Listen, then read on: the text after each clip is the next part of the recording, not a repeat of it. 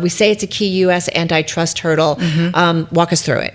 Yeah, I mean, it really is a key hurdle and very good for them for this shareholder vote. So when companies decide to merge, they have to file under the Hart-Scott-Rodino Act with the government. HSR is what it's called. We've all heard about it. And that starts a mandatory waiting period by which they can't close the deal. They need clearance from HSR in order to be free, at least in the U.S., to close the deal. And that happened really fast with this Paramount-Warner Brothers combination. And in my mind, a little bit surprisingly fast, to be honest. But the thing that Paramount hasn't said is that they aren't free to close the deal, given what happened in the U.S. They still need merger clearance from the U.K. and Europe and possibly other jurisdictions as well, and that's going to take a lot longer. And of course, they still need Netflix, right? They need an agreement. They need an right. agreement. So, but what is this saying about how the regulators feel about the Netflix deal? If they stay with Netflix, how would the DOJ react, like in light of what we've learned now? Well, let me start by saying what this says about what the DOJ thinks about the Paramount combination. Yeah. Because honestly, there's no way they investigated this at all. Seriously? This was so fast, given the way these processes usually work. The companies were supplied with what's called a second request, which is an investigation. It's questions, and they're looking for data and documents. These things usually take about 4 months to respond to. They did this in about 6 weeks. And that means they dumped a lot of documents fast on the Department of Justice. February 9th is when they finished it, and now they have approval 10 days later. There's no way the Department of Justice got through all those documents and did a real investigation. So we understand that they're perfectly happy with that combination. The Netflix side of it is what you asked about, I think will be a tougher road. Now, they've already filed HSR as well. Right. They received second requests in January, mid-January. So they're working on those now. And as I said, in normal circumstances, they take about 4 months to do. So they're in the middle of that now. At the end of that is when the Department of Justice then makes its move. It can either clear the deal as it did here. It can clear the deal with a remedy, which I think if it were to be cleared would be more likely, or it could sue to block the deal. God, million questions. I do want to point out that Netflix did respond to Paramount today, and here's what they said. Paramount Skydance continues to mislead stockholders and distract from the facts. This is from Netflix Chief Legal Officer David Hyman in a statement that was put out today. Goes on to say the facts are that routine HSR milestones do not signal DOJ approval, nor that any decision has been made. They have not secured approvals needed to close, and they are a long way from doing so. So, Jen, that's a little disingenuous too. So tell me why.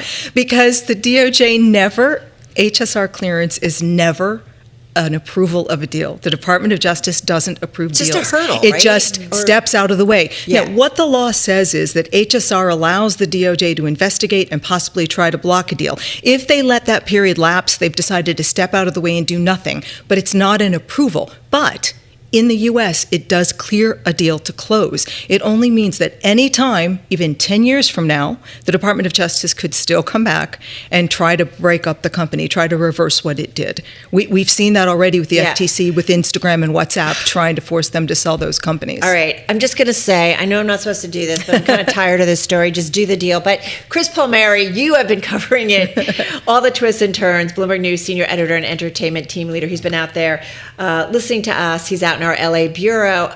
Top of mind for you, because it just seems like we're going to get more back and forth. And there's at least a clock still ticking, that there's still more regulatory stuff to go here. Oh, definitely a lot more regulatory stuff to go. And I should note, we broke the news just an hour or so ago that Netflix co-CEO Ted Sarandos sent a letter to Mike Lee, the Republican senator who's called the hearings this month on this deal. He was very sharply critical of director James Cameron, the most successful director in film history, Titanic, Avatar. He said James Cameron's got it all wrong. We're going to support theaters with this Warner Brothers deal. Cameron himself had been very critical of the merger. So that was a big surprise. And it shows how vigorously, really, Netflix is pursuing this. Well, so, I mean, so what are you expecting, Chris, as you kind of watch, you know, every day, every week, there's something here. Like, what do you think is the next shoe to drop here? Well, we'll hear on Monday whether Paramount has upped its offer and able to come to a deal with Warner Brothers again that would require Netflix to then weigh in and match that offer. So a lot of drama just coming in a few days. And Jen, is it fair to say, just going back to this antitrust hurdle for a second, that the DOJ fast-tracked their decision? And if so, why? Is it fair to say that maybe there was some political influence? Of course, we know that the Ellisons are very close with the Trump I administration. think you can say it. Yeah, I feel like for I think so so. long, everybody's Right. been saying that there's been a relationship that maybe the favored a yes, deal. and I completely agree with you. I think we can probably assume that. But when it's a hostile takeover, the timeline is faster. So it looks fast-tracked, but it is also because it's a hostile tender offer situation and not a standard merger. The timeline is faster, but what normally happens with the DOJ is that they always ask for more time beyond what they're statutorily given. And in this case, they were statutorily given 10 days after the companies complied, which was February 9th, and they went ahead and issued, I guess it's a decision by clearing HSR, Right. where I had expected them to ask for more time, just simply to be able to get through the documents, to look at it, to even be able to save face, to say we did a thorough investigation. Chris, I want to get back to you in a moment, but Jen, I want to ask you, so that does Netflix have some ground to say, wait a minute, this wasn't a fair review? Like, is there another litigate, or no, they're not going to touch that? You know, Netflix doesn't really. I mean, they can say that. There isn't very much that they can do. Can shareholders come back? Well, the only way to do anything about the HSR clearance, Yeah. and it wouldn't be ripe yet, would be to try to go to court to block a closing. But they can't close, right, because they still need antitrust approvals in other jurisdictions. So if it gets to the point where they get these clearances,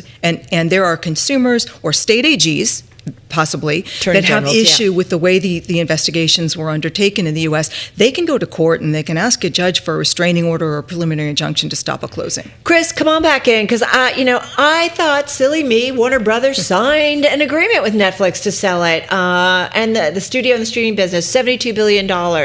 So, I mean, that is still out there, right?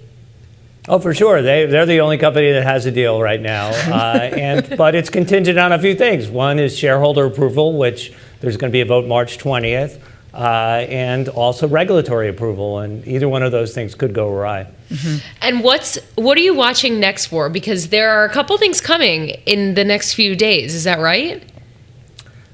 A potential bidding war next week. We'll see. I mean, Paramount said, $30 all cash was where it was at for several months, and then said last week $31 maybe, and everyone sort of expects them to maybe even go higher if they're going to steal this away from Netflix. So that's what we're watching, and then what Netflix does in response. Credit.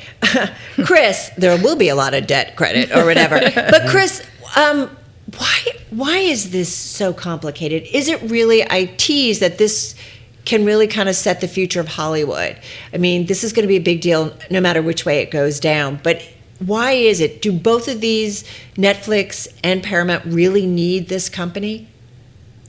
I would argue no. They certainly acting like they do, but Warner Brothers has had sort of a tortured history of corporate ownership over the last 20 years or so.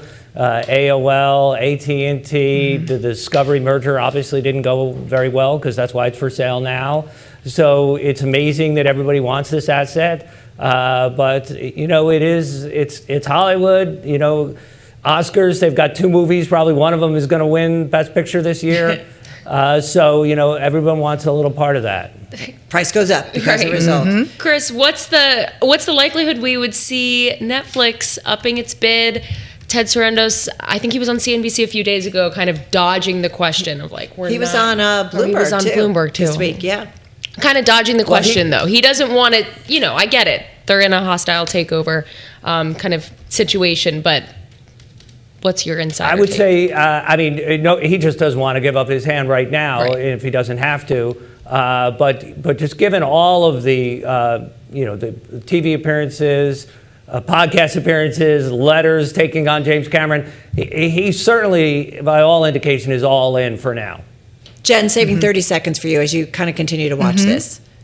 What's top of mind for you, or what might next come in terms of legal issues? Well, just to see what happens with this bidding war, to see who ends up with the deal. And then if it's Paramount, we're just going to be watching UK and Europe. If it's Netflix, we're going to watch what happens with the DOJ once they get through their investigation. Is Europe likely to have more of a problem with one deal over another? I think probably Netflix, just because Netflix is really big in a lot of the member countries.